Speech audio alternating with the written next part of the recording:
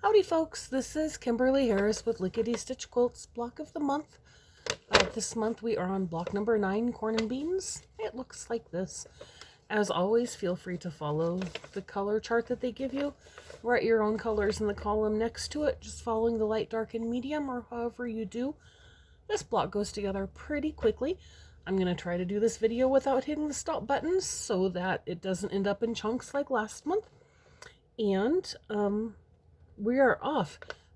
Cutting instructions went out. You'll notice that we cut A and B into slightly larger units and then subcut them in diagonally once. Nice. In diagonals one time to get 2 pieces.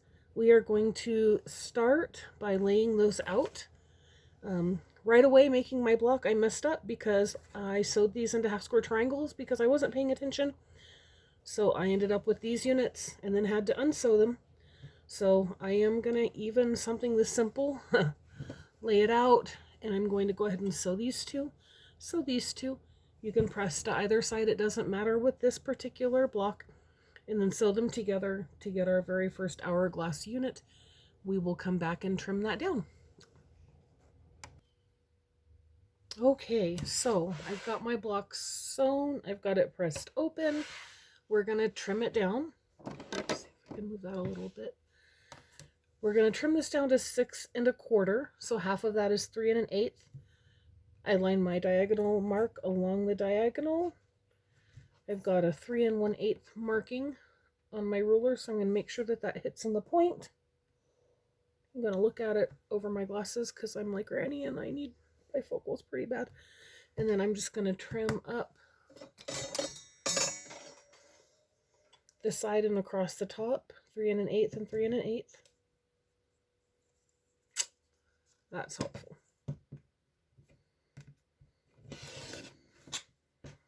Oof. The smallest little trims. And then I'm going to rotate, lay this on 6 1/4 and 6 1/4.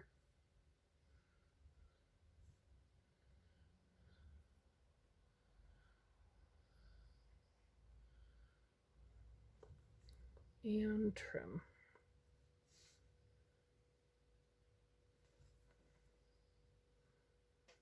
Okay.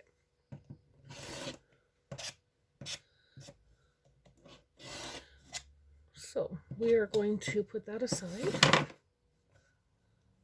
and move on to the corner units. So these corner units are going to use fabrics D, C, and E. So it's these triangle units we're going to look at. We cut our fabrics C, D, and E into 3 1/4 inch squares and then cut them in half diagonally. So this is my C fabric. For this square, I chose to use the same fabric for D and E. You may not, that's up to you. But I am going to make half square triangles with these. Now I did cut these in half so I can sew them back together. You can leave them in squares, draw the line down the middle, and sew up both sides. This to me is just as fast. So I'm going to sew together my D and E fabrics with my C. I'll get 4 half square triangles, and then we will come back and add our wings onto that. Okay, so I've sewn my D and E fabric half squares to my C fabric to make 4 half square triangles. Again, if you're following pattern colors, you will have 2 different colors with your C. I chose D and E to be the same, so mine match. We are going to square these up to 2 1/2 inch squares. So again, I'm just going to use the diagonal line on my ruler, line it up with my diagonal. I am going to give myself just a tiny sliver of a trim on the right and across the top,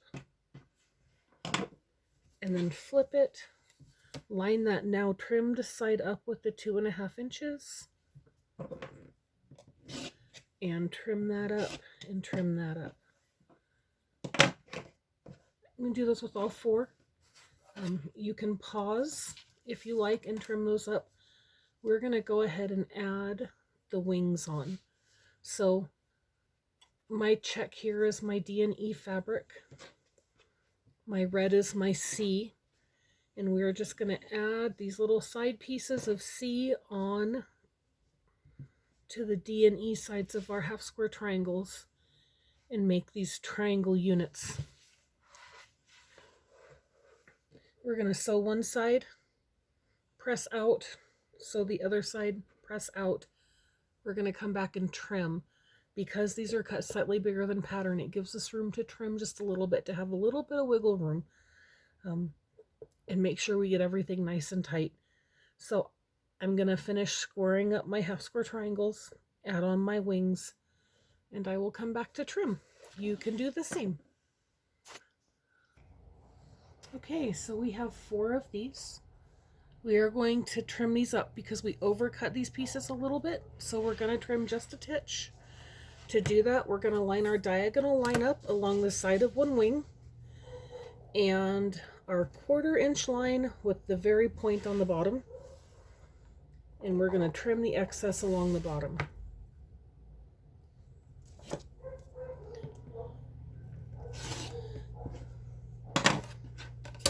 And then we're just going to repeat that for all 4.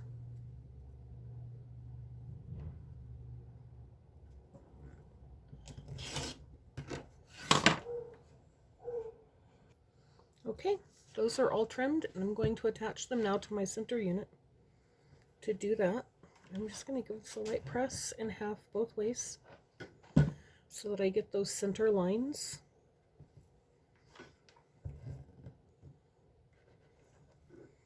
Nothing as exciting as watching someone press, I tell you what. And then I'm going to line my triangles up along the sides so that my points line up with my pressed lines. And so all the way around, I am going to press these out. Actually, this one, it doesn't matter which way I press them. I tend to press out when given a choice, but this one, because of the bulk of the flying goose or the triangle point, you could press in if you wanted to.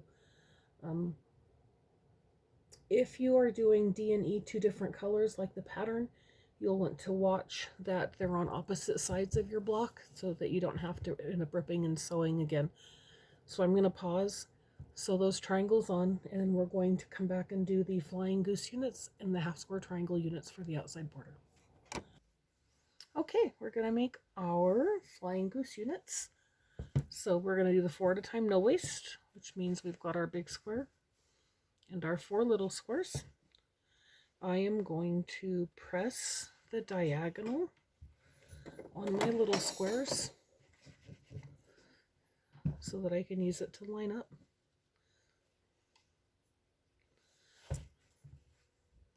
I don't trust myself to do that when it's leaning up against me. So now I have a diagonal. I'm going to line them up corner to corner in my big square. And a tip we saw this weekend was to offset that down slightly. So that's what I'm going to do. I'm going to pin it in place and then line up my other one offset just slightly from the corner. So Jane at the Quilt Shop is doing the Tucker Trimmer series, and she has a super cool flying goose ruler there that's a flying goose Tucker trimmer. I don't have that yet, but I plan on acquiring it here shortly. And I'm going to pin my other side, diagonal to diagonal.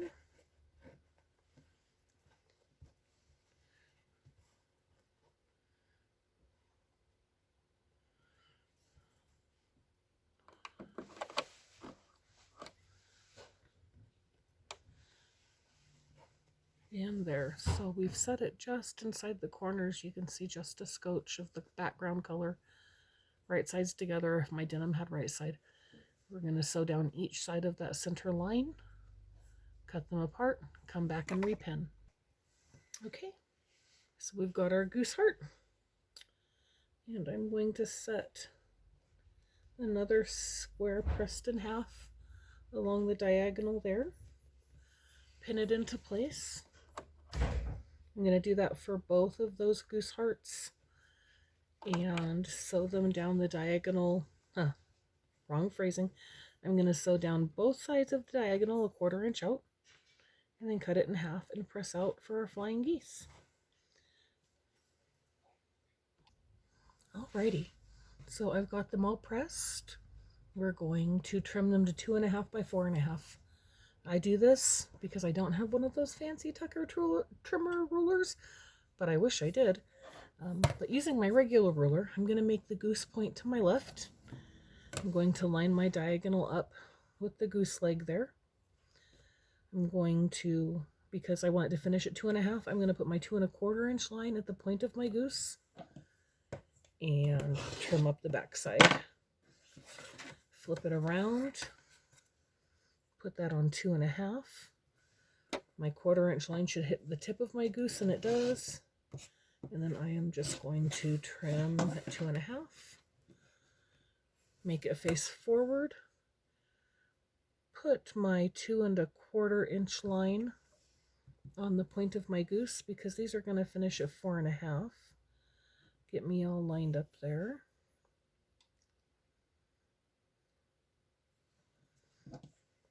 Cut one side, rotate it, line it up with 4.5, and cut the other side. I'm going to go ahead and do that for all 4 of my geese, and then start on my half square triangle. So to do that, same as we've been doing, I've got my background fabric H in those 4.5 inch squares, and I have my E, F, and G fabrics also. I am going to sew them right sides together, stitch all the way around, cut them in an X, and then press them open.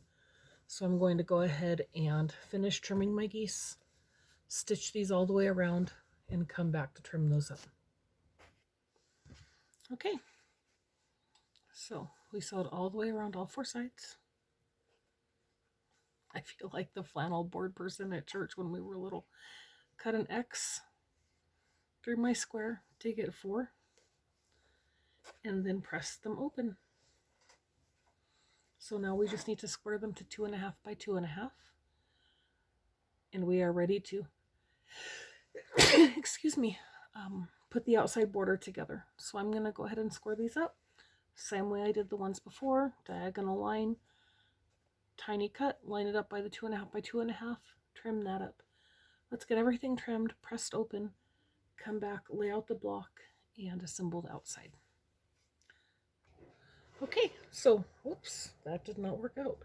We got everything squared up, pressed out, and we are going to line up our block, make sure that all of our triangles are pointing the right way. These are not making bow tie units where they touch each other. They're like standing next to each other, shoulder to shoulder, I guess. So we're going to sew 2 3 units, the flying goose, and then the half square triangle on each side. So we're going to sew those, and then we're going to sew 2 long units with the 2 half square triangles, the flying goose, and then the 2 half square triangles. And then we'll assemble them all together. So again, I'm going to start by taking my sides, my flying goose, and 2 half square triangles, and making my short units, and then sewing all my long units together, and we'll come back and put them on. We're almost done. Okay, so we've got our short units sewn and our long units sewn. I've pressed everything to the outside, towards the outsides. I am going to sew my short units onto opposing sides of my center. Words are hard sometimes. I'm going to press those in, and then I'm going to come back and sew my outside long blocks on, and that will be good. I'll see you in a minute. and we're done. It looks good. We have our points. It measures 12.5 by 12.5. We're gonna call it good. Next week is block 10, Wonderful World. So I said it before, I'll say it again. If you haven't started thinking about which setting you're going to use, they give you 3. I just finished one with another setting that's not in the patterns. But if you're not thinking about how you're going to set your blocks, you might start and maybe even start cutting fabric for it if you're going to use one of their settings, so that it's not quite so much to do all at the end. Of course, you could work on that at the upcoming Quilt Till You Wilt that Lickety Stitch is doing. That's always a good time. I hope you had a good time with this block. You are awesome, and I know yours is turning out good too. I can't wait to see them all when they're done. Have a great day, folks. Thanks. Bye.